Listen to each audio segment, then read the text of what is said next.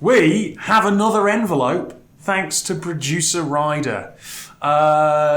Jack, do the honours. I'd love to.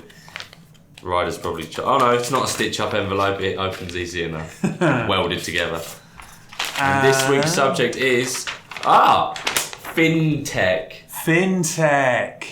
Okay. You start, Mr. Recruiter. I'm not a recruiter anymore. Well, you've got the recruiter background. You've worked with FinTech clients. We're in the FinTech hub of London. Well, you know what? It's nearly 11 years since the anniversary of the beginning of the financial crash. Do you know why I know that?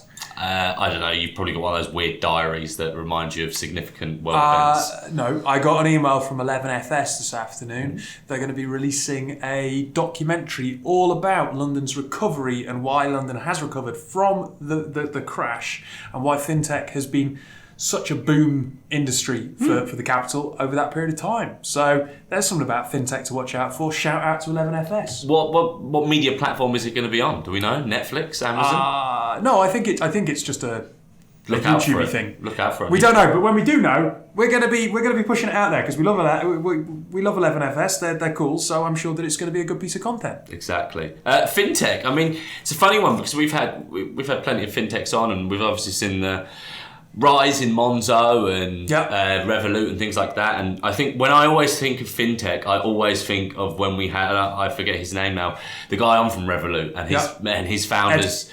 Ed and his founders, making him work over the weekend to almost prove himself. And, if that doesn't sum up the cutthroat nature of both tech and FinTech and finance, blended, it kind of encapsulates how hard you need to work as a FinTech to get off the ground and get moving. But let's face it, at the same time, consumers now have so much choice. Whereas when we were growing up, your bank was your bank, and it was your parents' bank as well. Yeah, right. Whereas now I've got 4 or 5 different cards in my wallet that quite often have no money on them, but I top up various different cards.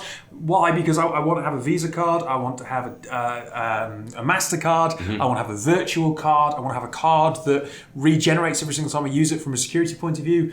All these wonderful innovations wouldn't have been there without FinTech. Regenerates every time from a security point of view. Revolut have a virtual card that every time you use it, it spawns a new number. Oh, that's perfect for online transactions. Especially with dodgy websites you go on and buy stuff from. Cheers, mate.